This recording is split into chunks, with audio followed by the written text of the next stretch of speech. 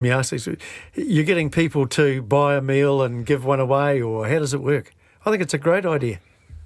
Thank you. It's hard for me to take all the credit any of the credit because it's a very community-funded based initiative. So basically, anyone around New Zealand or around the world can go to our website and purchase a pay-it-forward meal for someone else. And then at the store, we update a board outside of our shop to say, this is how many free meals we have. And in the shop, we have vouchers hanging on a pay-it-forward wall. So if you wanted a free meal, you could contact us through social media, you can call us, you can just come in and you pick up a voucher so you don't have to have any awkward conversations or trying to ask for a free meal. You just pick up a voucher, you say what you want to order, and you use it like you would with cash or EFTPOS. What do you think, Ruth? Oh, I'm so in love with this. I just want to mihi to you, Chris. This is so good. It's a little bit similar to something we have on Waiheke where you can choose. There's a 20% discount, so you can get it if you need the discount yourself. You can pay it forward into a account that they then use to help people within the community that need the kai, or they keep it and collect it up and then donate it as a lump sum. Cool. So anything like this, Chris, you're amazing. Why did you do it, Chris? What made you do this? So during lockdown, I was actually quite sick and I was bedridden. And so what happened was I actually had my thyroid issue and it flared up during lockdown. And the whole beginning from the cafe was actually my thyroid issue as well. So I found my love for baking during my radiation isolation moments. And I just kind of thought, oh my God, like this, in the news every day it was like people are going to lose their jobs and X amount of businesses are closing. And it just gave me so much anxiety. that I was just like, how are we going to fix this? How are we going to do this as a community? Obviously the government was doing everything they could, but I feel I had to do something as well. So I came up with this idea, and then I pitched it to my team first to make sure that they understood and were on board about the whole thing. They all loved it, and I was really, really happy about that. And then I thought, okay, we'll go for it. I thought we've got, over 10,000 followers on social media. Wow. We can do this. We can collectively, with our community that we've built over the last 6 years at Sweet Release, I already know that there's such lovely people that I thought, okay, the people that can give will give, I think.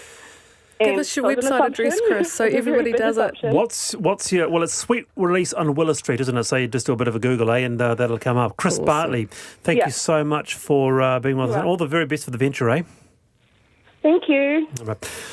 It is, again, Chris, one of those things that I guess on a Friday, final note, one of the good that has come out of the pandemic, when you look at the sort of dark news that Professor Nick Wilson painted for us internationally, there are some good things that have come out, right? Oh, huge amount of things. It's the support that people give one another. It's just astonishing now.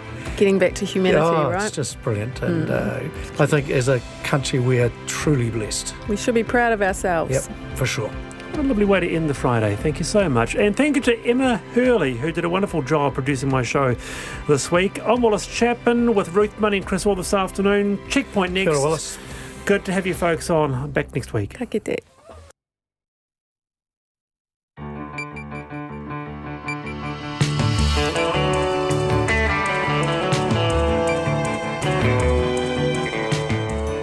Te whakarongo mai koe ki te reo irirangi o Aotearoa. This is Checkpoint on RNZ National. I'm Lisa Owen. E haere aki nei, an avalanche of cash in Queenstown. The Prime Minister talks up $300 million of infrastructure projects in the tourist destination. But how much is the government actually kicking in? The sports community celebrates scoring the 2023 Football World Cup, but there could still be some curveballs ahead. The disappearance of Rodney the cat from a Marton store sends some folks feral after it's revealed staff dispatched the tabby. The Papatoetoe Boxing Club, where Joseph Parker got his start, is on the financial ropes thanks to COVID-19. In Melbourne, the Army's been called in to help with a testing blitz. RNZ News at 5. Kia ora, ko Susana Leata tēnei. The government says funding announced today will help to unlock $300 million of projects in Queenstown and create hundreds of jobs in a bid to keep the town afloat. The Prime Minister Jacinda Ardern made the announcement in Queenstown today. Ms Ardern says the government will contribute $35 million to the council's town centre project and $50 million for stage 1 of the arterial routes around it. Now, whilst we're doing a lot of work to support the tourism industry, we also need to create other job opportunities. And that's why it is such a pleasure to have the opportunity to partner with local government here and the local leadership here to announce $85 million worth of investment into Queenstown. Jacinda Ardern says the first of these shovel-ready projects will start in 3 months, and in total the projects could create up to 320 jobs. And about 1,000 tourism operators are expected to benefit from a decision to waive fees for working on conservation land. The Tourism Minister and the Conservation Minister have announced $25 million has been earmarked to cover Department of Conservation concession fees for 15 months. Scott Watson's convictions for murdering Ben Smart and Olivia Hope have been referred back to the Court of Appeal. He spent more than 20 years behind bars after the pair disappeared in the Marlborough Sounds in the early hours of New Year's Day in 1998. Annika Smith reports. After several appeals and a failed application for the Royal Prerogative of Mercy, Scott Watson has been granted a rare legal lifeline. In 2017, he filed a second application for the Royal Prerogative of Mercy on the basis that DNA evidence linking 2 hairs found on a blanket on his boat was unreliable. Former High Court Judge Sir Graham Pankhurst QC reviewed the application and has advised the convictions be referred back to the Court of Appeal. The Justice Minister Andrew Little has this afternoon confirmed Scott Watson's case will be heard afresh as another appeal. The bodies of Ben Smart and Olivia Hope have never been found. Ko Annika Smith aho. A tightly managed operation to move a plane load of new arrivals to Wellington's first managed isolation facility by bus went slightly awry this afternoon when it coincided with school pick-up time. New Zealanders on a repatriation flight from South Korea to Auckland this morning transferred to Wellington and have been taken to the Grand Mercure Hotel on the terrace opposite Te Aro School. As the coaches struggled to negotiate the narrow, hilly street, children and parents mingled outside. Bryce Edwards, who has a child at the school, says parents received an email this morning informing them the hotel was going to be used as an isolation facility. We've been instructed not to pick up children from the usual place out on the street because the hotel is right beside the school. So it's obviously going to be an issue for parents, but hopefully not too big a problem. Parent Bryce Edwards. There are now 21 managed isolation hotels in the country in Auckland, Rotorua, Christchurch and now Wellington. 1 new case of COVID-19 in managed isolation has been reported today. The Ministry of Health says it's a man in his 30s who arrived on June the 21st from Kenya via Doha and Brisbane. That brings New Zealand's total number of active cases to 14, all in managed isolation or quarantine facilities. The Prime Minister says it's incredible that New Zealand has been chosen to host the FIFA Women's World Cup in 2023. It was announced early this morning that Australia, in partnership with New Zealand, will be the hosts of the global tournament. Jacinda Ardern says there's been a lot of work behind the scenes. Firefighters have left the scene of an ammonia leak earlier at a Fonterra plant near Hamilton. The unit was evacuated, but no gas has been detected outside the property. It's 4 minutes past 5. New Zealand has been challenged to show it values women's sport in the wake of the successful Trans-Tasman bid to host the 2023 Football World Cup. New Zealand and Australia will jointly host the tournament in July and August 2023, with Auckland hosting the tournament opener and Sydney the final. The former football fern Christy Hill, who now works for the Professional Footballers Association, says New Zealand football has failed to make the most of milestone events in the past. The fact that we're bringing the rest of the world over to New Zealand and showcasing our country, our values, where women's football and actually women's sport and women, full stop, sit in our whole society. I think that's the biggest opportunity that football has, is because this is the biggest women's sporting tournament in the world. Meanwhile, Liverpool has ended a 30-year drought of major English football titles, with the Reds confirmed as Premier League champions, courtesy of second-placed Manchester City's 2-1 loss to Chelsea. The All Blacks captain Sam Cane returns from a back injury to lead the Chiefs in their Super Rugby Aotearoa clash with the Crusaders in Christchurch on Sunday. The Mainland Tactics coach Marianne Delaney Hoshek says her side's loss to the Northern Stars in the last round of the ANZ Netball Premiership was out of character, and she's confident her side can bounce back tonight against the Waikato Bay of Plenty Magic. That's the news. Tomorrow morning, Irish writer Mark O'Connell, of an anxious disposition himself, set out to discover how some are preparing for the end of the world as we know it. Teotwalki. Journalist Jess Hill has spent 4 years investigating domestic abuse. See What You Made Me Do is the name of her compelling book. And Jason DeCaris Taylor creates the most extraordinary underwater sculptures. Join me, Kim Hill, tomorrow morning from 8 on RNZ National. Now, the short forecast from Met Service to midnight tomorrow: Northland, Auckland, Coromandel, Bay of Plenty and Taupo. Periods of rain or showers with heavy falls and possible thunderstorms. For Gisborne, Hawke's Bay and Wairarapa, periods of rain with heavy falls tonight, gradually easing to a few showers from the north. Waikato to Wellington, including Taumaranui and Taihape, scattered showers mainly over higher ground, but a few may spread further south and west at times. For Nelson and Marlborough, mostly cloudy with a few showers, but rain about the ranges. Canterbury and North Otago, cloudy with occasional drizzle. For the remainder of Otago and Southland, long fine spells with persistent low cloud in some valleys. Bulla, Westland and Fiordland, partly cloudy with occasional light rain in Fiordland and Westland. Chatham Islands, cloudy periods and a possible shower tomorrow. RNZ National.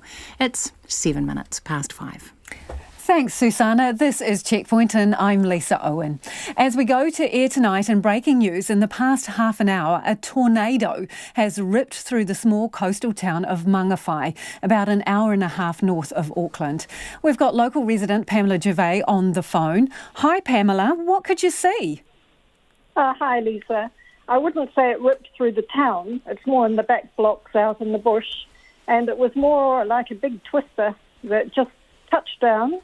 There's the usual funnel cloud that you expect. And it touched down several times and then it dissipated. And along with that, we had a lot of wild wind, thunder, lightning flashes, and just dramatic downpour of rain as well. So it was a mini weather blast. Yeah. Could you hear it coming before you saw it, or what drew your attention to it? I was just coming up the stairs and looked out the window and thought, oh my goodness, here comes a tornado. And I hoped that it wasn't going to come all the way across here. It just stayed up in the hills. But all it was the dramatic weather, and I was looking out at what was going on out there. Scare you a little bit? More dramatic and exciting, considering it didn't get any bigger. If it had, I might have been a bit frightened. Could you hazard a guess at how big it was, how tall? Oh, well, you've got the video there. It was hard to tell because it was straight cloud, obviously, the funnel cloud comes down and touches to earth and causes the twister. But because it was up in the hills, it's hard to judge just how big it might have been. Yeah, and people watching us will be able to see the video. You can see, as you were saying, Pamela, it's blowing a little bit there, and it's, it looks like a funnel twisting up in the sky. So how long do you reckon it lasted? Oh, about 10 minutes. It was off and on. It came down and lifted away and came back again, and it moved up further, and that's when I thought, well, maybe I should stay inside. Good idea. Yes. Are things looking okay there now? Yes, just windy, stormy. The surf is up like anything, and clouds just scudding by, and otherwise just very, very heavily overcast. In the mountains, are covered in cloud. So it's just a regular stormy day now. Thanks, Pamela. Appreciate your insights there. That's Pamela Gervais, who was a witness who saw that twister coming along the coast at Mangawhai, and we'll have more on that later in the program. Queenstown's struggling economy has been given a major shot in the arm today, with the government coughing up $85 million to fast-track local projects. It says the cash it's kicking in will unlock a total of $300 million worth of projects in the area, but it's not clear who will cover the rest of the bill. At the announcement in Queenstown this afternoon, Prime Minister Jacinda Ardern said while lots of work is being done to support the tourism industry, other job opportunities need to be created. And that's why it is such a pleasure to have the opportunity to partner with local government here and the local leadership here to announce $85 million worth of investment into Queenstown. That will include $35 million alongside the funding being put up at a local level for this town centre redevelopment, and $50 million that will go into phase one of a project to focus on the arterial routes around that town centre project. These are what they call shovel-ready projects, kicking off as soon as 3 months and 12 for some of the transport elements of the project, and the potential to create as many as 380 jobs here in the region. Construction is the region's second biggest employer, and the projects will be a big boost. But Jacinda Ardern says there will be more support for the region down the line.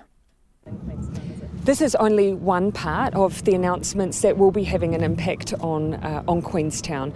We know, for instance, the wage subsidy has made a difference here. We know even things like the tax loss carryback scheme has made a difference here. But we know we also need a very targeted approach. These announcements around town redevelopment, some of the transport infrastructure around Queenstown will have a knock-on effect. It will support the construction industry, but there is more to come.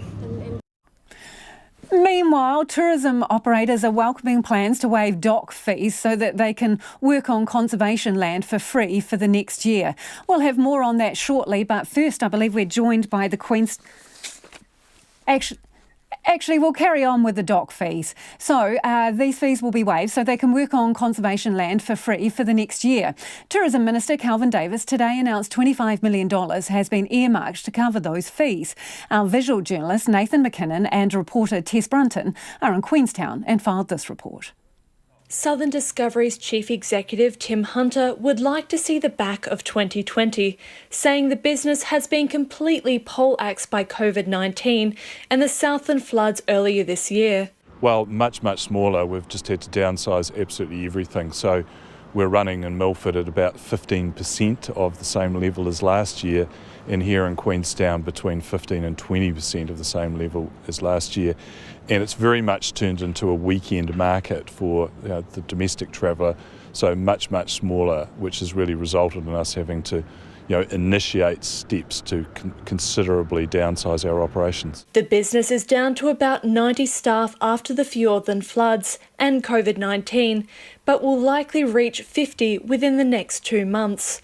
Today's announcement that the concessions which businesses pay to work on the conservation estate would be waived has been welcome news. In Milford Sound, we pay $4.50 per passenger to dock, and in a typical tourism year that would relieve us of about $1 million of costs.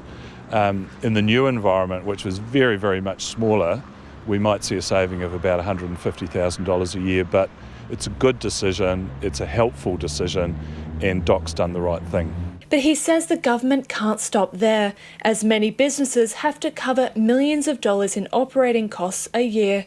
Tim Hunter says opening up the Trans-Tasman bubble, extending the wage subsidy and increasing funds for strategic tourism assets would go a long way to helping the industry.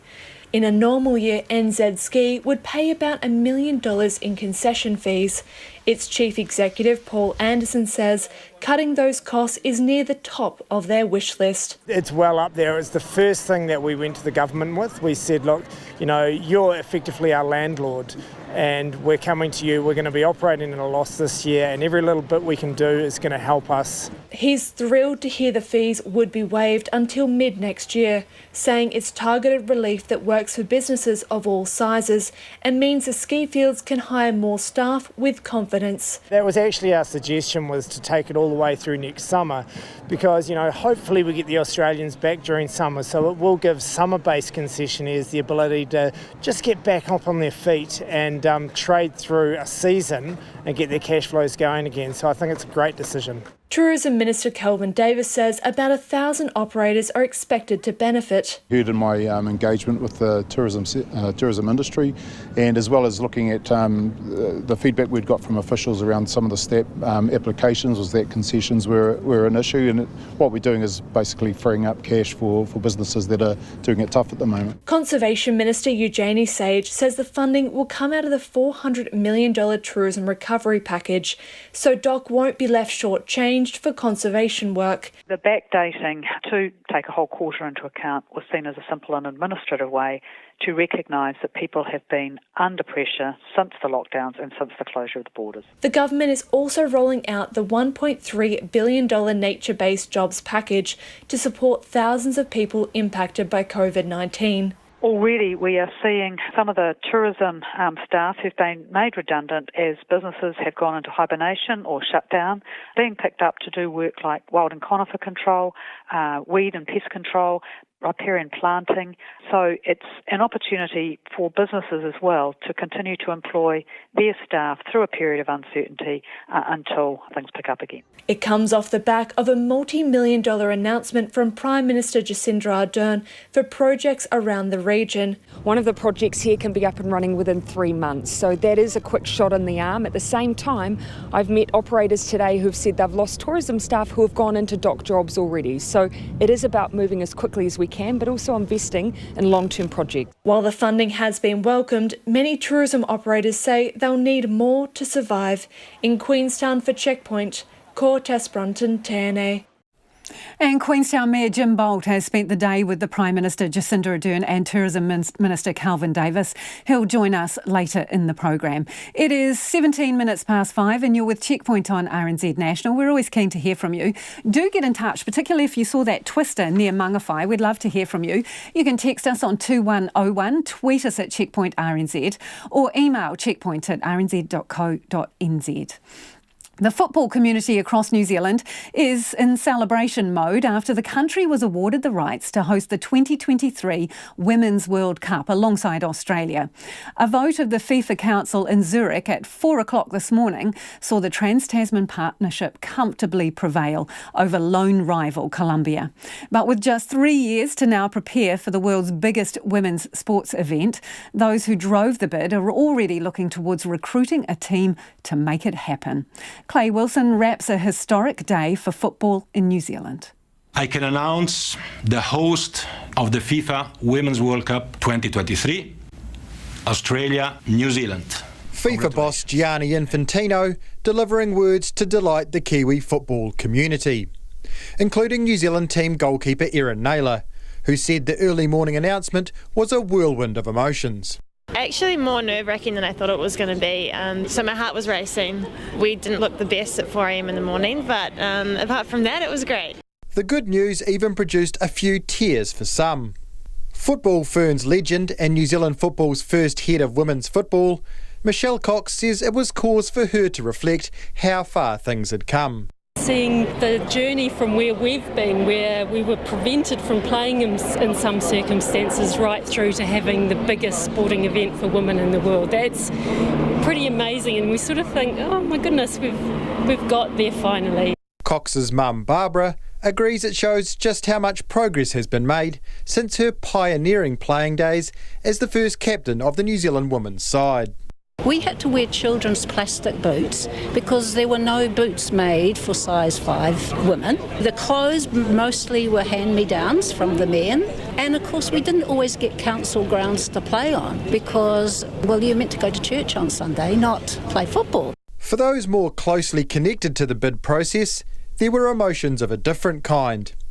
New Zealand Football's CEO Andrew Pragnell says after the initial relief subsided, he was able to reflect on just what they had achieved. I think when we entered this race, we didn't actually conceive that we might win it. We were entering a bid because there was an opportunity, and it's quite surreal to come to the finish line and cross it like that. Pragnell didn't get a wink of sleep last night, but says a day full of media commitments was well worth it. I think that to a certain extent it may have flown under the radar how big this is. You know, a lot of the football community are well aware of the way this has been growing, but some of the mainstream or non-football community are now seeing how big this is. This is huge. This is one of the biggest sporting events in the world. With that in mind, and just 3 years until the tournament, the time for celebrations is short-lived. Pregnell says work on an initial operating phase of around 6 months begins in earnest on Monday. I'm expecting we'll receive a letter and a few other contacts from FIFA quite early on and begin to lay those foundations. Once that's laid, you begin recruiting a workforce and another entity to help run this major event. New Zealand is no minor partner in this joint venture either. The country will receive 45% of the matches, including the tournament opener at Eden Park and a semi-final. With last year's Women's World Cup in France attracting a global audience of more than 1 billion people, Prime Minister Jacinda Ardern says the event presented a huge opportunity. It is an incredibly large event, but off the back of what we're seeing with cricket and rugby, it's a chance for us to showcase our athletes, what role models they are, and the work we're doing to bring equality into sport as well. Sports Minister Grant Robertson agrees. The old saying, you can't be what you can't see, applies in sport as much as anywhere, and we want to make sure that young girls, young women in New Zealand get the opportunity to see a tournament like this up close, and achieve their dreams as well. So I think this is a really important day in crystallising that strategy. A strategy which has also led to New Zealand winning the rights to host next year's Cricket and Rugby World Cups for women. And a strategy New Zealand football are very much on board with. Andrew Pregnell says they want to ensure a large portion of the $14 million in direct investment the national body is receiving from the government is put towards the legacy the event leaves. Upscaling the capability of our female and women's coaches, referees, administrators, and strengthening the women's game up and down the country. There's opportunities, of course, for infrastructure. All of those things need to be explored. But we want to not just run a great tournament, the best tournament ever. We want to actually transform football in this country as well. An ambitious goal, but one which seems less lofty after you've pulled off what even you thought was impossible. For Checkpoint, Clay Wilson. Let's return now to our top story, an $85 million shot in the arm for Queenstown today. Joining us on the line is Mayor Jim Bolt. Mayor Bolt, this $85 million, it seems like a lot of money, but is it enough to keep Queenstown afloat? Oh, look, it's a very big step in the right direction. So this is a project we've been pushing for years. This is the first stage of it, but it does unlock, in my view, a number of other projects which will follow. It's not a panacea for all our problems, but it is a very big step in the right direction. You can build these things, you can gussy up the town and build roads, but where are the people coming from to visit if you've only got domestic tourists? You rely heavily on the international guests.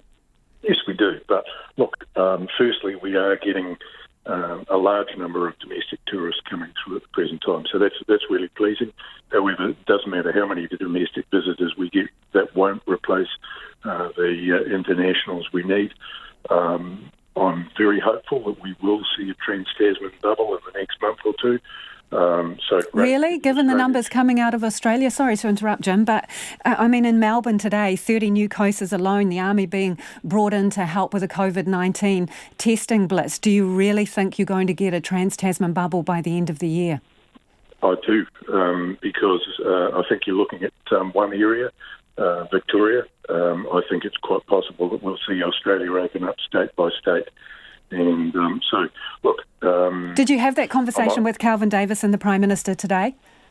Yes, I did. And look, they're not committing to anything, obviously, because they don't know, nor do we. But we're very hopeful. Okay, so this $300 million worth of projects, it's aiming to create about 320 jobs. Is that real value for money? That's about $950,000 a job. No, that's the 85 million unlocks 320 jobs. The total projects that we've put forward unlock around $300 million, and that's about 1,300 jobs. So the government has said that the two projects they're putting money towards will unlock this new project, the Transport Hub. Is the money there for that $25 million transport hub? Who's paying for that? Okay, so that'll come from council, and that is in our planning, and that's something that we've anticipated that we'll pay for right along. You've still got the money for it? Yep, absolutely. So, I mean, how are you finding it there right now? Very difficult. We've got a high level of unemployment. We've got businesses that are hanging on by the skin of their teeth. They are hoping for an influx of domestic visitors. They're hoping for a good ski season. But it is dire straits. However, we're a resilient lot. We're looking at all sorts of things that we can do to stimulate our economy, particularly working hard on the domestic market, but also looking at what we might do around events and New Zealand-based conferences.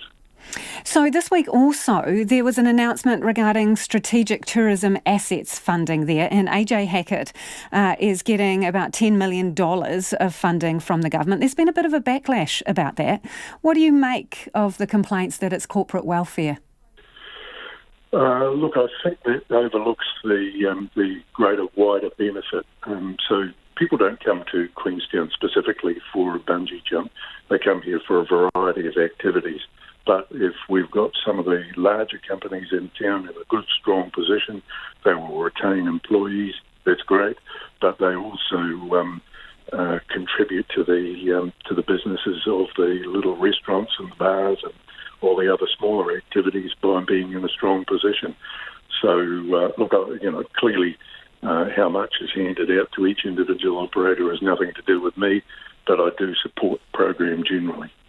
But that company's backed by some extremely successful business people. I mean, is there responsibility for shareholders to be kicking in more of their own money before the taxpayer is stumping up cash? I think that's a question for government, but I do think it's a strong brand, the Hackett brand, and I think it deserves some support. Appreciate your time this evening. That is the Mayor of Queenstown, Jim Bolt. The government announcing $85 million going into infrastructure projects down there. Navy staff at the Devonport base have welcomed their newest recruit, the HMS NZ Aotearoa, measuring the length of 2 rugby fields and costing more than $500 million. Navy staff say the boat is breathtaking.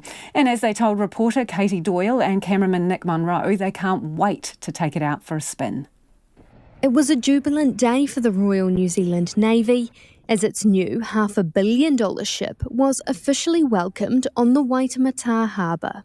Flanked by dozens of sailboats and 3 Air Force planes, the HMNZS Aotearoa cruised into the Devonport Naval Base, met by hundreds of excited Navy staff. She's beautiful. Like, you saw the whole Navy base here, and wow, what a turnout. We were hoping the weather would be a bit more nicer to us today, but oh wow. So, good day for the Navy? Good day for the Navy, good day for our CO and all our obviously senior dignitaries over there, and just for us in general.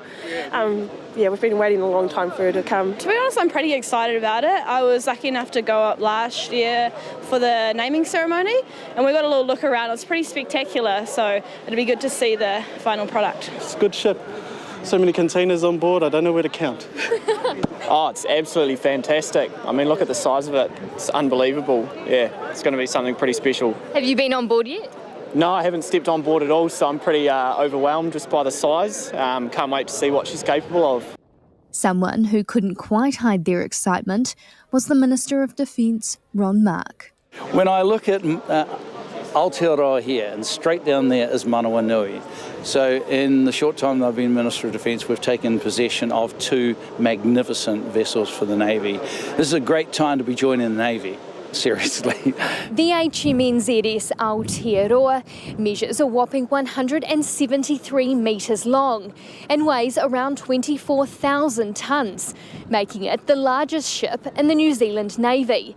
Its higher and thicker grade of steel means it can travel through the Ross Sea to do supply drops to the Scott and McMurdo bases in Antarctica.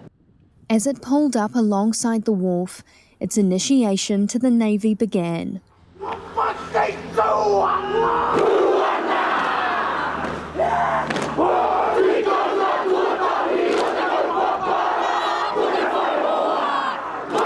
This is a brilliant day for the Navy, and you can see yourself from the smiles on the faces of all the naval ratings who performed at haka.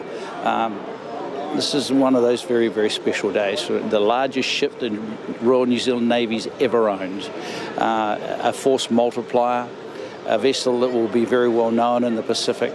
Whenever cyclones hit, whenever tsunamis or any of those natural disasters that we've been facing hit them, Aotearoa will be there. Also at the base was Rear Admiral David Proctor, who says it's a great day for New Zealand. He says the Expo has been designed so it can move more efficiently through the ocean than regular ships, reducing fuel burn and emissions, a world-first enviro ship. It's also got 2 desalination plants, which will be able to produce 100,000 litres of fresh water every day, supporting the sustenance and hygiene requirements of up to 5,000 people in a humanitarian crisis. Rear Admiral Proctor can't wait to take the Aotearoa out on the water. Look at her. So she's a great ship. She's a big ship. I find her a beautiful ship, and she represents fantastic capability for New Zealand. The ability to refuel our ships and partners' ships in the ocean, keeping them at sea doing what they do to protect New Zealand is a great thing. And have you taken her out for a spin yet? No, not at all. Are you excited to? I am, though it won't be me. That idea of the spin is for the CO and Captain Simon Rook. I'll love to be on his shoulder, though, watching these great sailors do what they'll do with what is a fantastic ship for New Zealand. And for anyone wondering, does it have a new car smell? So when I was on her, she was still being built, and even then had that new car smell. So I'm sure she does. For Checkpoint, Katie Doyle.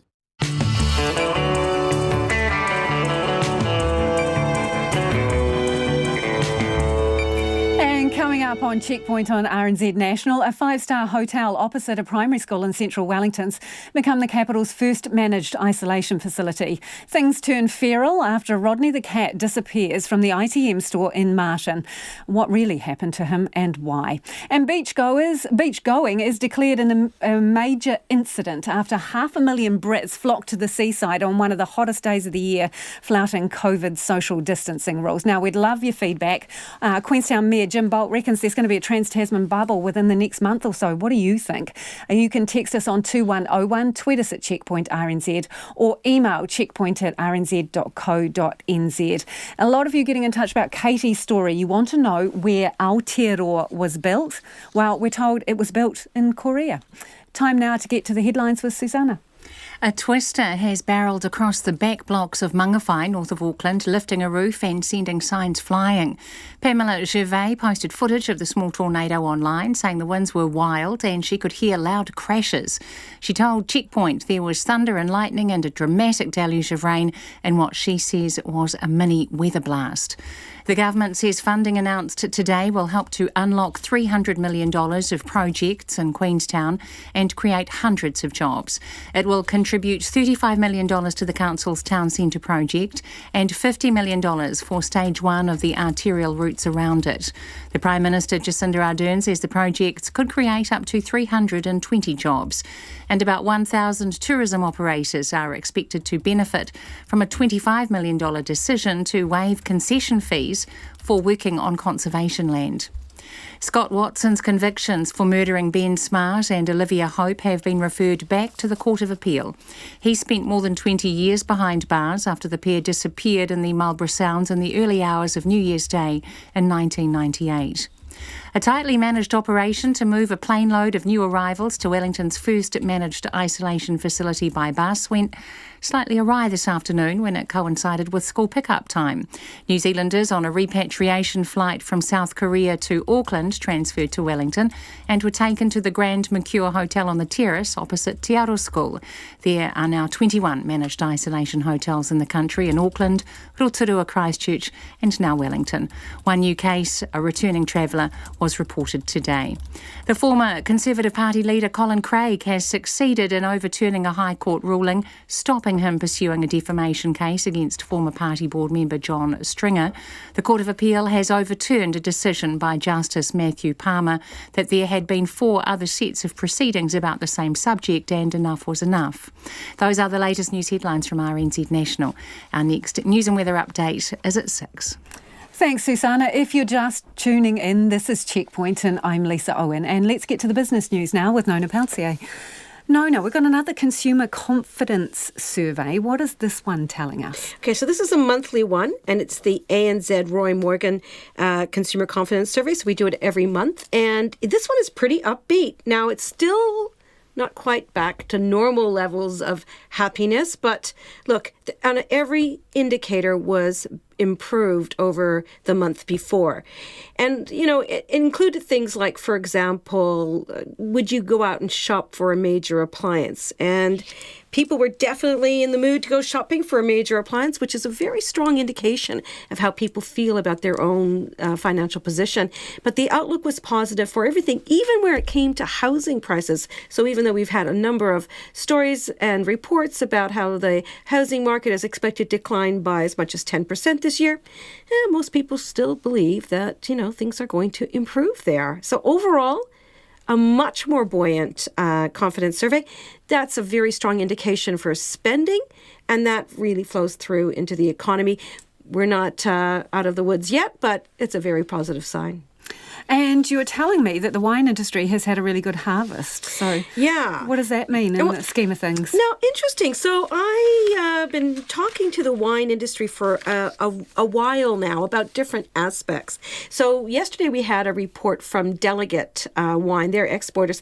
They lifted their guidance because they expect to do well with the sale of their premium wines into key export markets. Why is this? Because everybody's at home in enforced isolation at various points. Hey, look, I tell you what. And it's a treat. New Zealand wines are not cheap when you go and buy them overseas, that's for sure. But never mind, they were expecting that despite a downturn in the supposed downturn in the number of people going out to bars and restaurants in key markets in the United States and the UK, they weren't too worried. And today I spoke to the exporters, the New Zealand wine growers industry, about their harvest. So they've had a pretty good harvest this year. Now, the numbers are about the same as they were the year earlier.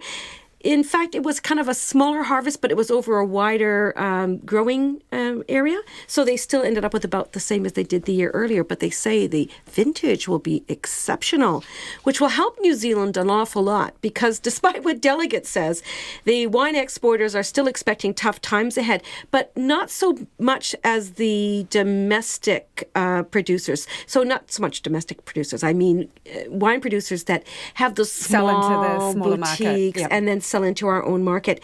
They really rely heavily on international visitors knocking on their cellar door and having a taste and buying some wine to take home. They don't have that market at the moment, so they're really hoping that New Zealanders, with their love of wine, turn up at the cellar door, have a bit of a try of the new vintage as it comes available and or the ones that are already there, and help the industry out. They have packages and all sorts. So yeah, that's an industry really trying hard to survive these hard times, that's for sure. And so what did the market numbers look like today? You missed something. Oh, what? Yesterday we talked about precious metals. Do you remember? Oh, yes. Have you got an answer for me, Nona? I went and I knocked on the door of the statistics department, and they tell me the value in precious metals is what really drove up that increase, that 94% increase in the value of imports. So guess what it was? Gold bars. Yeah, an increase of 18 million over the year earlier, and the quantity was up like 1,000%. So a lot of people are liking their gold. I don't know what they're doing with it. I don't think it'd be very comfortable under the mattress. What do you think? No, but it's interesting, isn't it? Given unsure economic times, are we thinking that people like gold as a tangible, sure thing? I suppose that would be true.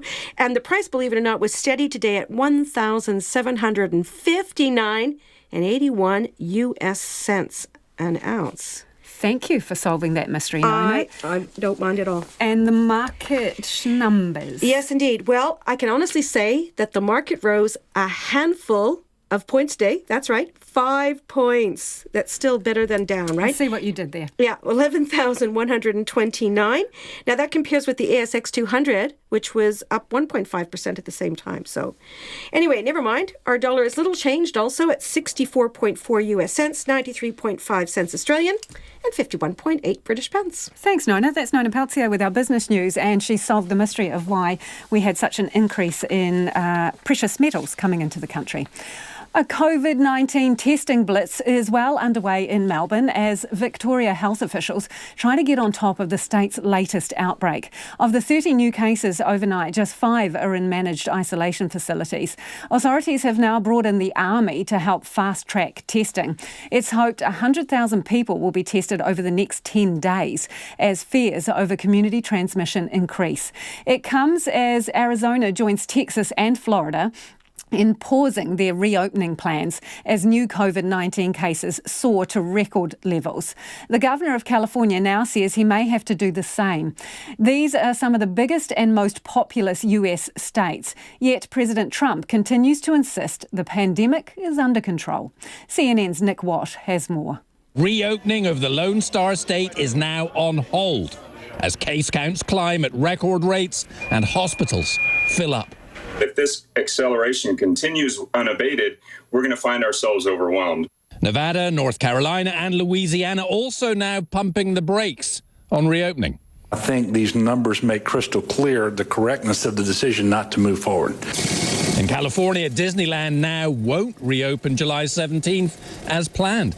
That is an example of the data informing decision-making. California and Florida, along with Texas, are reporting record-high new case counts. So our 3 most populous states are going in the wrong direction fast. And they're home to more than a quarter of all Americans. And we've seen most of this case growth in those under 40 category. A focus now in efforts to staunch the spread, younger asymptomatic spreaders. We're seeing the infection rates, especially in Texas, Florida, and Arizona, just skyrocket in that demographic. Arizona now has the most cases per capita in the entire country. There is no consideration of increasing activity. Arizona is on pause. The CDC just added pregnant women to the at-risk demographics. They say just over 5% of women with COVID-19 require hospitalization. For pregnant women, that soars to over 30%. They also now say our actual infection rate might be 10 times the confirmed cases. So not around 2.4 million, but around 24 million.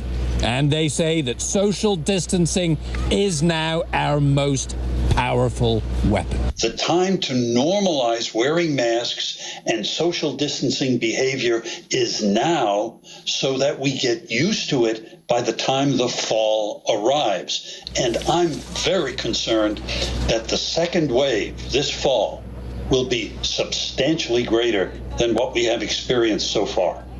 Now, of course, as we move forward, the number that we've really got to keep an eye on is hospitalizations. How many people with COVID-19 are in the hospital?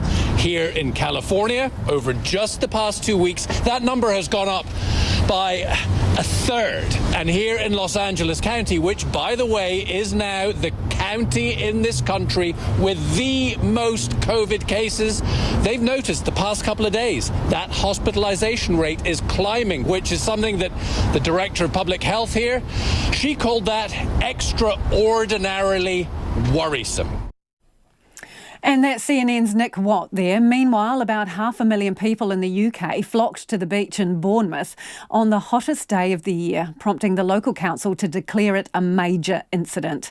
The British public is now being warned new cases will rise again if they keep ignoring social distancing rules. Lauren Anthony reports. A popular beach town on England's southern coast has declared a major incident after crowds flocked to the beach in a heatwave, ignoring public health advice. Authorities in Bournemouth said what they called irresponsible behaviour by hordes of people badly overstretched local services on Thursday, pointing to gridlock on the roads, illegal overnight camping, excessive waste, antisocial behaviour and alcohol-fuelled fights. Social distancing measures have been enforced since March in the UK, although they're set to be relaxed from July 4th.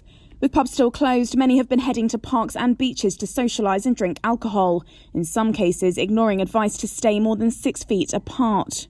Illegal parking clogged Bournemouth's roads and garbage collectors were abused as they tried to empty overflowing bins.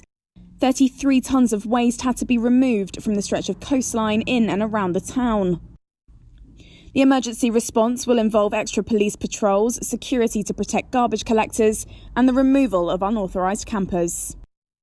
And that was Lauren Anthony. It is almost 5:45. I'm Lisa Owen and you're with Checkpoint on RNZ National. Keep your feedback coming. A lot of you getting in touch about the Trans-Tasman bubble. You're not that keen on it, it seems. You can text us on 2101, tweet us at Checkpoint RNZ or email checkpoint@rnz.co.nz. A Marton man's calling for calm after the disappearance of a popular local moggy has sent some folk feral. Rodney was adopted by the local ITM building supplies store a few years back and was a regular at the checkouts, soaking up pats from customers. Last week, out of the blue, the tabby cat vanished, but after a concerned customer started digging around, it was revealed a manager at ITM had taken Rodney out to a remote country location and dumped him there. It's caused outrage. Volunteers have been out searching for Rodney. ITM's Marton branch has put out a statement apologising for the cat's treatment. It says the branch manager has stepped down for a bit, effective immediately, and it's donating $1,000 to a local cat charity. But now the store's getting some nasty calls and death threats. Jack Stanshall used to manage the branch and was actually the one who took Rodney in as a kitten. He reckons people need to take a breath. About 10 years ago, there was a stray cat, and she had a litter of, if I recall rightly, 5 kittens, I think. We found 3 homes for 3 of them, 4 of them, and we were left with one, which we kind of adopted as the shop cat. So what would Rodney do then? Was he just wander around the premises, or what was the deal? Yeah, he'd sit on the counter, and obviously all the customers would come up and pat him and they get aid of him sort of thing and that, so yeah. So it was his home really in the end? Correct. So what has happened to Rodney now? From what we believe, he was released into the wild. The guys thought they were doing, a good deed, which obviously is not right, but so he's been released into the wild. So, sorry, can you explain that to me? What does that mean? Where was he? Was he taken somewhere? He was taken on the outskirts of Marton and released, yeah. Do you know why that happened? No, I don't. So what's going on now? Have you been looking for Rodney, or...? I've been out myself a couple of times, and there's a few people from Marton Moggies and a couple of other places that have been out looking for him, yes. So what is the area like where Rodney was taken? I would describe it as like forest-like, scrub-like sort of thing. So, and surrounded by a bit of farmland and Marton reservoirs there. So many houses around there? There'd be a few farmhouses, yes. What do you think of the fact that Rodney was taken out there and left? I was very disappointed, but in saying that, the boys thought they honestly were doing the right thing by him rather than, having him put down and that. So they're very distraught about it. And, and I'm very disappointed that they probably didn't come and check with a few people first before they did it, sort of thing. When you say the boys are pretty distraught, who do you mean? Is it the workers from ITM or...? Correct, yeah. Yeah. So was someone instructed to take Rodney out there? I believe so, but I'm not 100% sure whether somebody did it on their own bat or they were instructed. I didn't really want to get into that because I've personally worked with all those boys over the years and that, and they're a bunch of good fellas. So I hear things are kind of getting a bit heated in the community. What's going on? Yeah, it's getting a little bit out of hand. I know, yes, there's threats and all sorts, and it's beyond a joke now sort of thing. I can understand people's anger and everything and that, but start threatening staff and that is not a good thing. But I do believe there's been a resignation next door, so... Yeah. Okay. So in terms of that sort of search area, you were out there. Who else was out there and kind of, how are they doing it? Well, there's a group called Marton Moggies. I think they gathered together yesterday at 10 a.m. or something to have a search for him. And obviously I don't think they found him sort of thing. And there's been other individuals just gone out on their own bat. You would be really familiar with Rodney. So can you just describe him to us and kind of let us know a bit about his character? Oh, he's I would describe a medium-sized tabby cat with a white blaze on the front of him. he's reasonably friendly to people he knows, but he'd be very timid to strangers. So that's maybe the problem if he's still alive out there, that he may be avoiding people that he doesn't know. So might be hiding out. But he was okay with all the customers, pretty friendly? Oh, yes. Well, when I was there, I've been gone 2 years. So, he was, friendly. And where would he plonk himself? Oh, it's on the counter, or he'd go out the back and sleep in one of the racks or something like that. So he'd be a pretty well-known cat then, so I can imagine that a lot of people will have noticed he's gone. Yeah, that's why this has got a bit out of hand and that, yeah. Can you think of any reason that Rodney couldn't stay at the shop? Oh, I don't want to get into that. That's the current management's decision, Yeah. Hey, are you holding out much hope that Rodney's going to be found? No, there's always a bit of hope, but it's been quite cold and wet down here, so, yeah, probably not. Cats can be quite resourceful, though, can't they? Oh, they can. They've been known to wander home after a couple of weeks and things, so, yeah, there's always a glimmer of hope, I guess. Do you reckon you'll have another crack at searching for him? Oh, yeah, I'll go out on the weekend and have another crack. I'd just urge people to calm down, like I said. This has happened. We can't go back in time and change things. It's happened. If you wish to keep searching for Rodney, keep searching and that, but please don't boycott those guys next door and that, because, they're in business, they've got young families and everything as well, so. And we'll hear from the owner of the ITM Marton store after 6 tonight. A lot of you getting in touch about our earlier interview with Jim Bolt, the mayor from Queenstown, who's really keen for a Trans-Tasman bubble and thinks it may happen in the next couple of months. This listener says no way for a Trans-Tasman bubble until next year, or when Australia has no cases. Another person says he's dreaming and has a poor understanding of risk if he thinks it's likely to happen even in the next 3 months. And JB from Christchurch says, no opening of a bubble between New Zealand and Australia. If Australia sends back any New Zealanders on spurious grounds, as in the past. Also, no bubble until all Aussie states stop having new confirmed COVID cases. Do get in touch on that. Text us on 2101 or you can tweet us at Checkpoint RNZ. Returning to this evening's tornado in Mangawhai, a witness says he saw birds and roos being pulled into the vortex. Sam Garrett, who lives in nearby Wellsford, said he was packing up at work when he saw the twister. Garrett believes farmland and property has been damaged, and he spoke to our reporter Nick Trubridge just moments ago. Yeah, I was packing up at work and my boss called us over and said, check this out, and I just pulled out my phone to video it, and there was a big white cloud started funneling in towards the ground, and within a few seconds there was a tornado sitting in front of us, and it got real dark and pretty scary, to be honest, and then it started twisting, and it was just unbelievable to witness. And then it took off just beyond this hill in the distance, and then we saw some roofs get pulled up, and that's when we knew that it was actually real and happening and stuff was going flying, and we thought we saw some birds get sucked into it as well. It was pretty frightening. How close would you have been, Sam? And have you ever seen anything quite like it? No, it was my first experience actually with witnessing something like that, and we probably would have been under 2 k's away from it, maybe even 1. Probably about a kilometre or 2. It was close enough to be pretty frightened for our safety. Yeah, absolutely. And how large was this thing, do you think? I'm not too sure how tall it would have been. Maybe 100 metres high. Possibly less. I'm not too sure. Was it moving quickly? It was quite slow to begin with, but when it started moving towards the hill, it took off pretty quick. It covered a lot of ground really fast, and then it just dissipated in that area.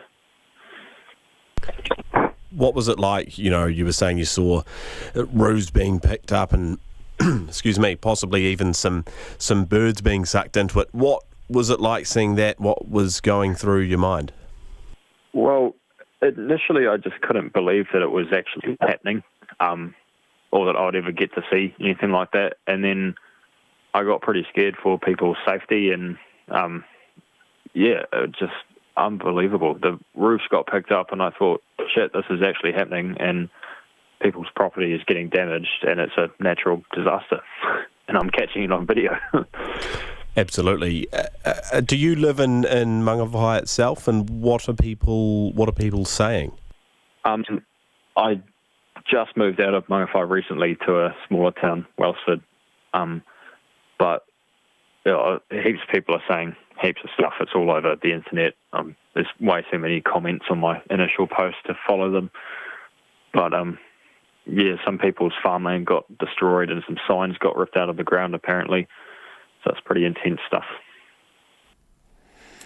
And that was Nick Trubridge speaking to an eyewitness to that tornado, which was near Mangawhai just a short time ago. If you saw it too, get in touch. Tell us what you saw. You can text us on 2101 or you can tweet us at Checkpoint RNZ. And do get in touch about anything else you've heard on the program too. A spider which eats the Goliath bird-eater tarantula is the largest tarantula in the world and can grow to be bigger than 2 human hands. So we sent our reporter Logan Church, who we later found out is absolutely terrified of spiders, and cameraman Dom Thomas to Wellington Zoo to meet them. In the middle of Wellington Zoo is a heavily quarantined building called The Nest. We have cyber locks which restrict access to just the people that are deemed appropriate to come into this room. So is it a digital lock? It is, yeah, which is programmed by computer. And inside a second quarantine door and across sticky strips across the walls and floor is Spider Dave's pride and joy. A room full of spiders, reptiles and lizards. But perhaps the most incredible, the Goliath bird-eater tarantula. They are the largest species of tarantula in the world by both leg span and mass. Dave Corks is the Wellington Zoo's Reptiles and Invertebrates team leader. This Goliath is called Cheryl. She is auntie to 8 babies. Mum Daenerys is resting around the corner. This breed has been known to eat possums, but regularly eats locusts and dead mice. Cheryl is about the size of my hand. For the last 2 and a bit years, we've been working on breeding this species because, as far as we can tell, it's not been done in the last 20 or so years, and it's certainly never been done in Australasia. So, that part of it's extremely exciting. So we've been experimenting with wild recreation, environmental manipulation in order to trigger breeding behaviours in these spiders. And then it's basically been a case of trial and error with seeing who likes who and who's willing to produce an egg sac for us. And in this case, it seems to have worked, and the results are over there. Shall we go have a look? Absolutely. So what have we got here? So here we have number 1 to 8 are baby Goliath bird-eating tarantulas. Inside 8 soil-filled jam jar-like containers are Daenerys' babies, barely the size of a 50-cent coin. They are about 2.5 months old. It's incredible how small they are in relation to how big they could potentially get. Absolutely. So these guys will go through a dramatic change throughout their lives, and they'll end up being wildly larger than they are currently. And each successive molt they have, they can potentially double in size. Dave's face beams when he talks about these spiders. Breeding them has been intense and time-consuming. We'd keep an eye on one of our males, and when we notice him wandering, which is a behaviour they do when they're actively seeking females, we would open him up, gradually treadmill him into the introduction space. So quite literally like this? Yeah, one hand to the other as he's wandering. Yep. I found that this is the best way to do it in order to not disturb or aggravate the male, because if you were to catch him in a large tub, he becomes slightly aggravated, and it almost takes him out of the moment. The male then approaches the female. Normally, the moment the male hits a strand of her silk, he picks up on her pheromones, and he'll stop dead. And then from that point, he'll begin drumming the ground like boom, boom, boom. And she'll normally sit there. She may react, she may not react. If she doesn't react, he'll creep a little closer, and again, boom, boom, boom. If she's receptive, she'll often drum back. Same rhythm, boom, boom, boom. And they'll gradually sort of size each other up, move into space with continued tapping, and then they'll come together.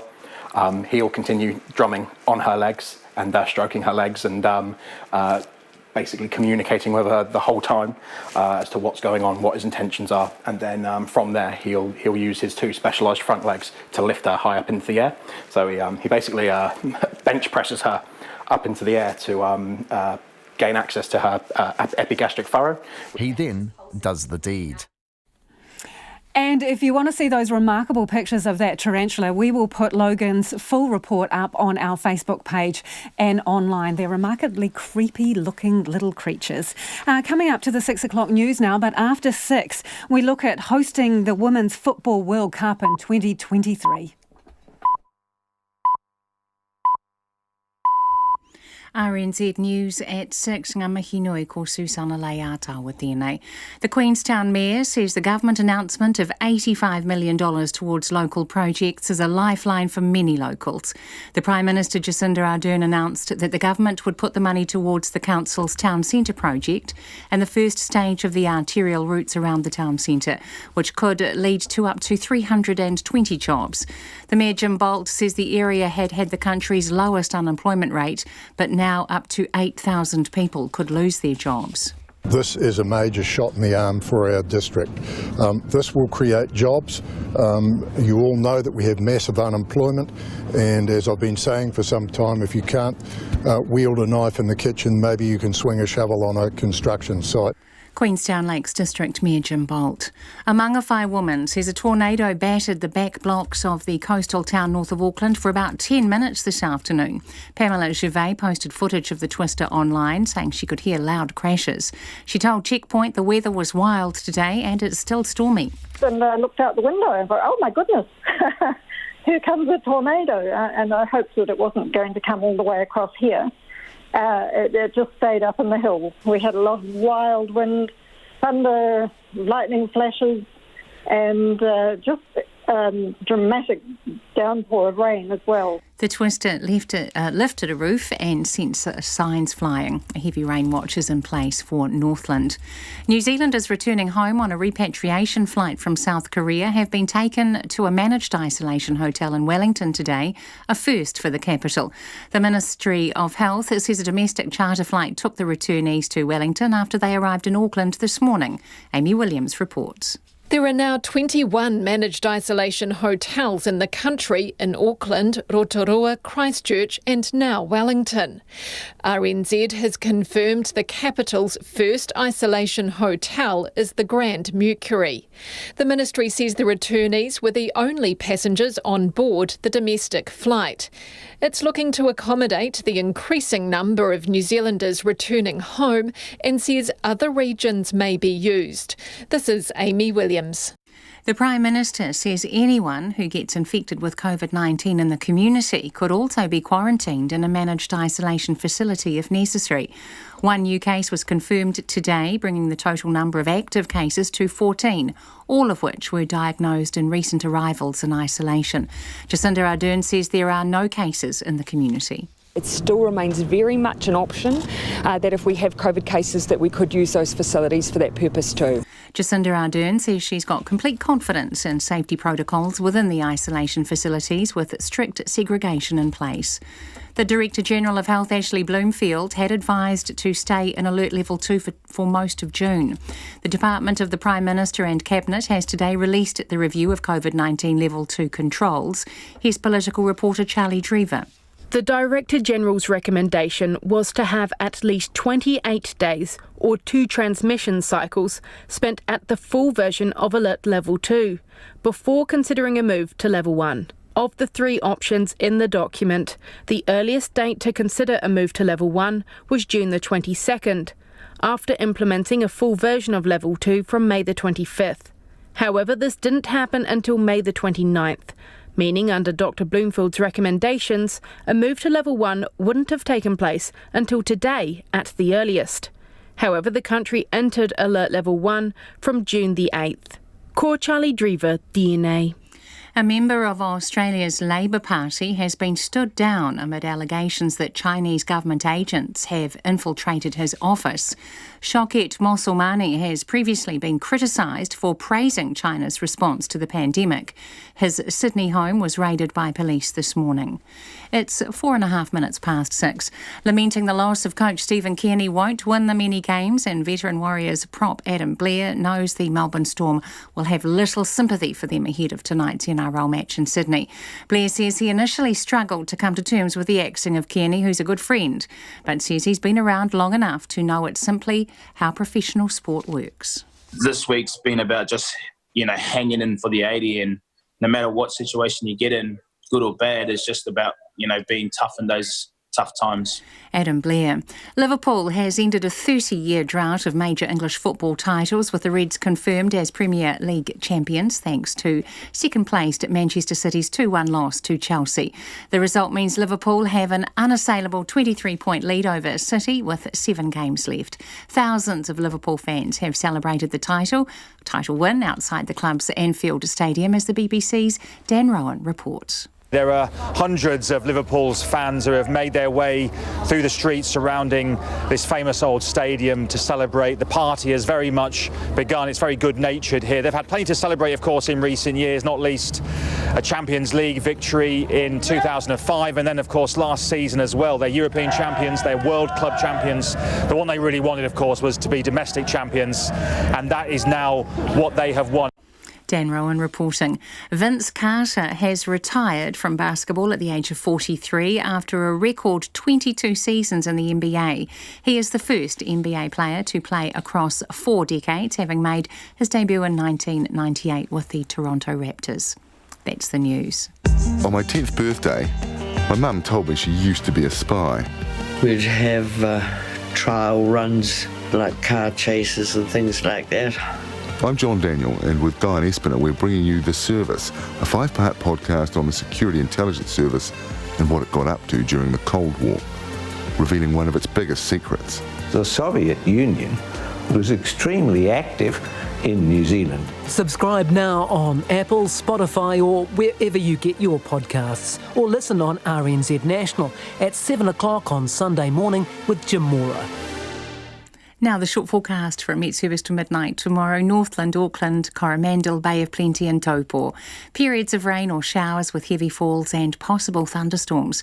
Gisborne, Hawke's Bay and Wairarapa, periods of rain with heavy falls tonight, gradually easing to a few showers from the north.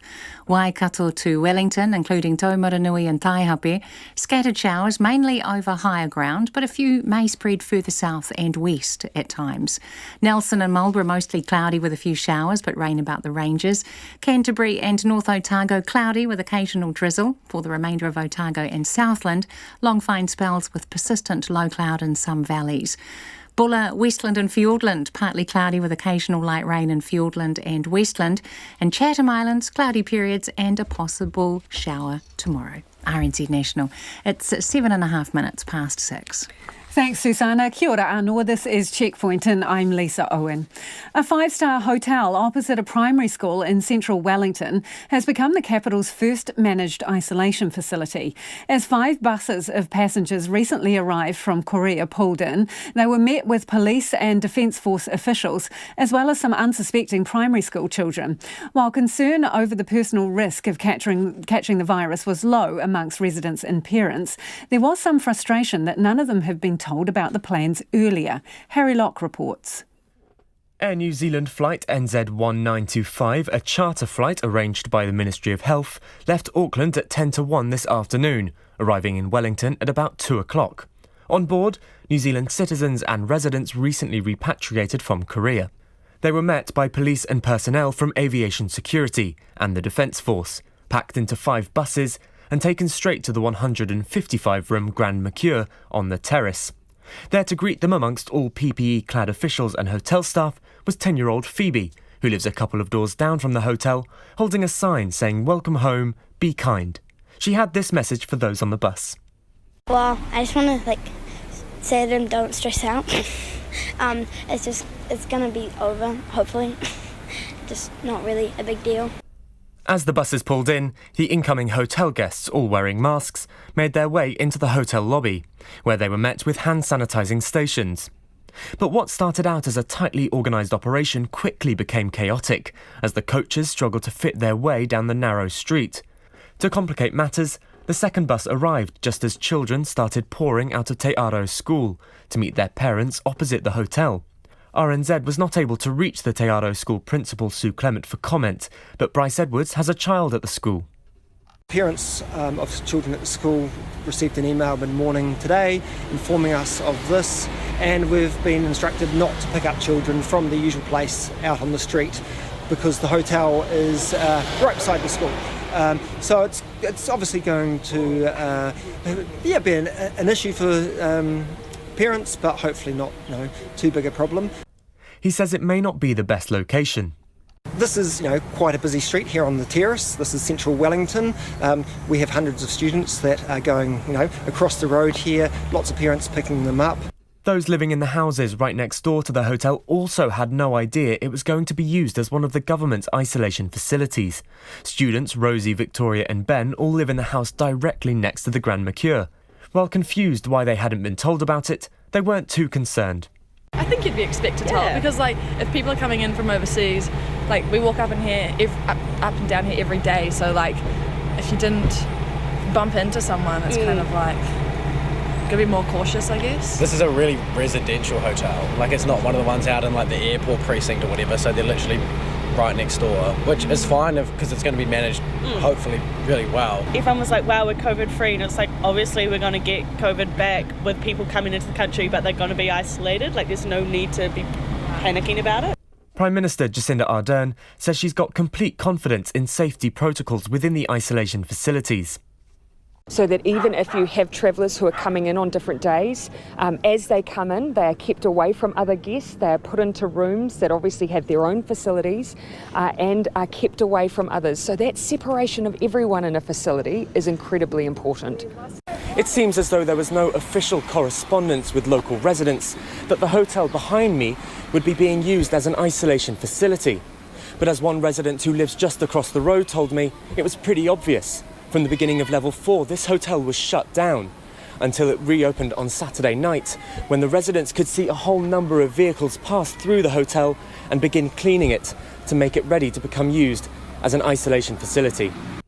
There is one new case of COVID-19 reported today in managed isolation. The man in his 30s arrived in New Zealand on June 21st from Kenya via Doha and Brisbane. He has been staying at the Novotel Ellerslie and is moving to the Jet Park Hotel today. The man tested positive for COVID-19 as part of routine testing around day 3 of his stay. This brings New Zealand's total number of active cases to 14, all of whom are in managed isolation or quarantine facilities. For Checkpoint, Harry Locke. Eden Park will host an opening match and pool games will be held in Hamilton, Wellington, Christchurch and Dunedin after New Zealand and Australia today won the rights to co-host the Women's Football World Cup in 2023. The joint Trans-Tasman bid beat out Colombia and will be the first ever Women's World Cup to be held in the Asia-Pacific region. The ABC's Rachel Mealy has Australia's reaction. In the early hours of this morning, Australian officials and players gathered in Sydney to hear the news from Zurich. Australia, New Zealand. Congratulations. Matilda's players jumped out of their seats and hugged. Australia and New Zealand had beaten Colombia's pitch by 22 votes to 13 at the FIFA Council meeting. FIFA President Gianni Infantino says 32 teams will compete in the tournament. We have seen with this Women's World Cup that it's not just a Women's World Cup, it's a World Cup. We need to realize that women are 50% of the world population, maybe even a bit more. Women's football is today a very, very attractive sport. It is football. He says the Trans-Tasman bid is the first co-confederation bid encompassing the Asia-Pacific and Oceania. The fact that it will be played for the first time in the Southern Hemisphere, in the Asia-Pacific, across 2 confederations is an important element of this development as well. But we need to develop it all over the world. So Australia, New Zealand will play an important part in this, but the entire world and FIFA will work together. Football Federation Australia Chair Chris Niku says work on the World Cup begins immediately. Our football families here are rejoicing. We are pleased with what we have been given. We know there is work to be done, but our pledge to the FIFA family is that we will leave no stone unturned to produce the best Women's World Cup. Australian player Sam Kerr tweeted a clip of herself in a Matildas uniform doing a signature backflip with the caption, "Me right now." Matildas player Alana Kennedy says she's overjoyed at the news. It's a dream come true, really, for us as players to be able to play a World Cup in front of our family and friends. But obviously there's so much more to it, what it's going to do for football in Australia and for young kids aspiring to be like us. And so it's just, it's such a huge moment for us. I saw you in the video this morning as the announcement was made. What did that moment feel like? Yeah, well, I guess there's been so much, obviously even just yesterday alone, there was so much anticipation, but this bid has been in the works for a few years now. And so it was really nervous / excited and just waiting. And I guess, as soon as we heard that it was us, Australia and New Zealand, the room just erupted and so much adrenaline. It was just a really, really special moment. And that report from Rachel Mealy. It is 6:15 and you're with Checkpoint on RNZ National. Returning now to an interview we ran earlier in the program about the disappearance of a store cat at a building supply company in Marton. Rodney the cat was often stationed at the ITM store checkouts, but last week the cat, who'd been at the store for the best part of a decade, was dumped in the country after it became a nuisance. A customer told us she was told Rodney was set free because having him in the building was an insurance issue. As a result, some customers have pulled their business and store staff have received death threats. The ITM branch has now publicly apologised. This afternoon, I asked store owner Rob James exactly what happened to Rodney. Rodney was actually set free, and the reason staff decided to let Rodney free was we've had the cat for about 10 years. It was a feral cat originally, and we had a staff member that started feeding it a few years ago, and it sort of settled into ITM, but whilst it was reasonably friendly on the counter, the reality of it was you couldn't catch it. You pick it up, it would scratch you, and that sort of behaviour from the cat. Okay, so, just a couple of things there. When you say he was set free, what do you mean by that? He was set free because the staff thought it was the right thing to do for Rodney because of his behaviour. Set free where, though, Rob? He was set free in a well, I'm not even sure exactly where, to be honest, because I don't know. But I understand it was in like a reserve area. So he was dumped? No, he was set free. He was not dumped. No. Set free from where? He was in a cosy place at ITM getting fed and patted by customers. That was his home in essence. So he was dumped, wasn't he? Lisa, no. I don't consider he was dumped at all, and nor would my staff. I've got 8 or 9 grown men that have all got cats of their own, and they all love animals. And why didn't they take him to the SPCA or somewhere? Why didn't they take him to an animal welfare centre? Well, as it turned out, we've just learned about animal welfare in Marton that no one knew even existed. So that was a bit of a shame. However, you must know about the SPCA, Rob. Yeah, no, we know about the SPCA, absolutely. But the staff chose to set the cat free because they were all concerned that he would be put down if it went to the SPCA. And that was, unfortunately, turned out to be a mistake on the behalf. If you were, as you put it, putting the cat free, setting it free, why are you apologising for the way you've treated the animal? You've put out a statement saying, we apologise for how we approached the situation with Rodney the cat. And then you go on to say you believe in treating all creatures humanely and you deeply regret what's happened. So if it was just set free, what's there to regret? Well, I suppose it would depend on how one looks at that, Lisa. Yeah. So how do you look at it?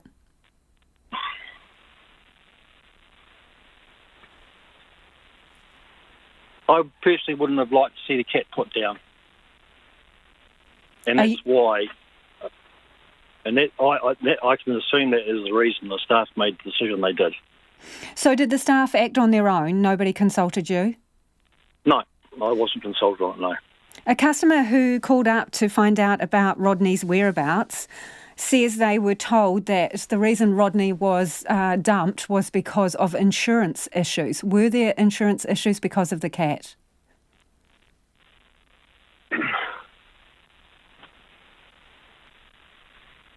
Were there insurance issues, Rob? We had lots of false alarms with the alarms going off. That's one issue we did have. So it was really an insurance issue. The cat was becoming a nuisance. Yeah, correct. Yeah. Okay.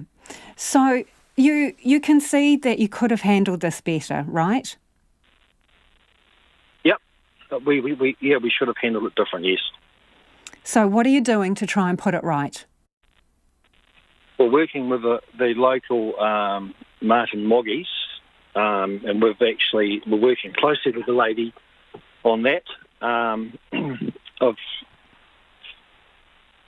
We've made a donation, $1,000 donation to them to help house other animals. She's been trying to locate the cat, but the reality of it is because it's half feral and not that friendly.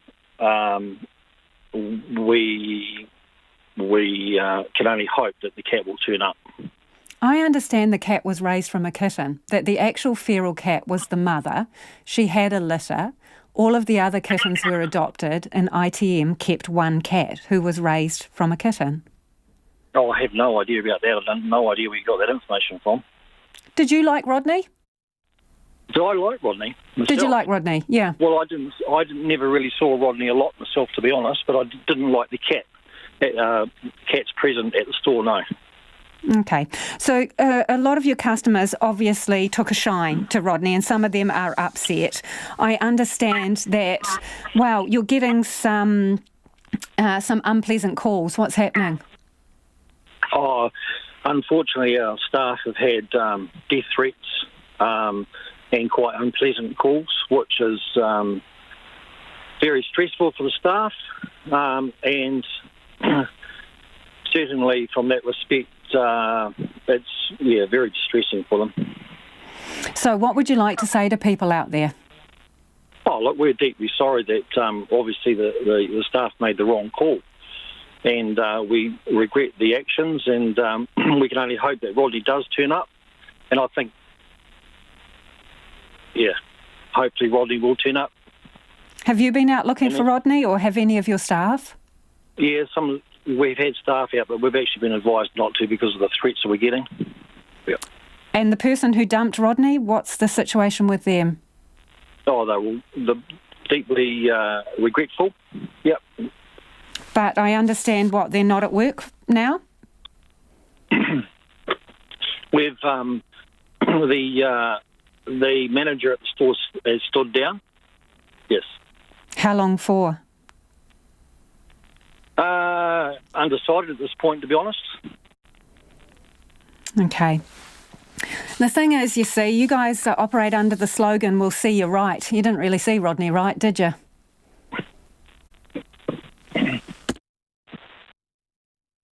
Well, that depends on how you view it, Lisa. I don't believe Rodney would have had a future life if it had been taken to the SPCA. And that is the owner of the ITM store in Marton, Rob James there. The COVID-19 crisis has left a much-loved community organisation in South Auckland fighting for its survival. The Papatoetoe Boxing Club is most well known as the place where New Zealand heavyweight and former world champion Joseph Parker got his start. But it's also a place which has provided 3 decades of invaluable service to the community. Clay Wilson and video journalist Dan Cook found out how a club that finds itself on the ropes is refusing to throw in the towel. For 30 years, teenagers like Faraday Moronga have spent their weeknights sweating it out at the Papatoetoe Boxing Club. Hours upon hours spent learning the skills required to be successful in the ring. But for Faraday and many others who come through the doors, the South Auckland gym is much more than just a boxing club. It feels like home when you come to this gym, like you have another home. So for other people that come here, they feel safe, they feel like they've been wanted. So there's no other place like this than home. But that feeling of security is coming under threat. The COVID-19 crisis hit the club like a right hook to the ribcage, drying up the poker machine funding it relies on for 95% of its operating costs. Grant Arkell has owned and operated the gym since opening it alongside Tongan Kiwi boxing legend the late Manny Santos in 1990. He says realising the precarious position was tough. I thought if I've got to move out here, I've got to start up somewhere again. And I don't want to lose them. It was like a big part of your life. It's just a matter of trying to stay in this area so I can keep these kids going. Because the majority come from around South Auckland. And I think a lot of them would have been lost if this place had closed down. A statement which rings true when you hear what other roles the club plays. Arkell says he and his wife Mary offer much more than just a place to learn about boxing. You're a social worker, you're a father to some of them. When they have babies, Mary's knitting for some of them.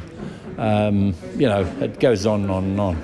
Karen Otai is a former boxer at the club who volunteers her time to help in any way she can. Hearing news the gym's future was under threat, she wasted no time in setting up a Give a Little page to start the fundraising drive. Within 24 hours, more than $3,000 had been donated, and last week that figure ticked over to $10,000 of the $25,000 goal. Otai wasn't surprised to see donations from as far afield as the UK and South America. It's a safe haven. You come in, you walk in and it's a safe space. There's no outside noise. No one's talking about what they did before or after. It's really just about the boxing. And Grant and Mary do a great job at, protecting this space, the safe space. And that's why it's important that we keep it. Arkell says for some of his boxers, the risks of not being at the gym are high. A lot of them have told me that if it wasn't for the boxing, they'd have joined a gang or got into some sort of trouble. We have lost a couple to the gangs, but then they come back. Demand here at the Papatuitui Boxing Club has been high for years, with the waitlist at times swelling to as many as 100 people. But high demand doesn't mean high prices. Younger members paying just $30 a month and adults $60. Arkell keeps prices that low to make the gym and what it offers accessible to as many in the community as possible. We're not in it for money, we're in here because we're passionate about the sport and we just want to help these kids, that's it. Right now though, money is exactly what's needed, and everyone associated with the club is taking up the fight. $2,000 has been raised through the sale of cupcakes and pre-prepared barbecue meals. Local businesses are chipping in, and the club's most famous former member, Joseph Parker, is using his profile to help however he can. Even those who can't afford to be generous are doing so, and Arkell is feeling positive. Some families have been trying to pay in advance, which I don't want them to do because I know they're all struggling. Some of the parents are out of work. Some of the older guys that are working have offered to pay twice their fees and 3 times their fees just to help us get through. They're gestures which show just how much the club means to those who benefit from it. Those like Faraday Moronga, who runs an hour to get there from his home in Manurewa after a 10-hour day at a nearby welding company.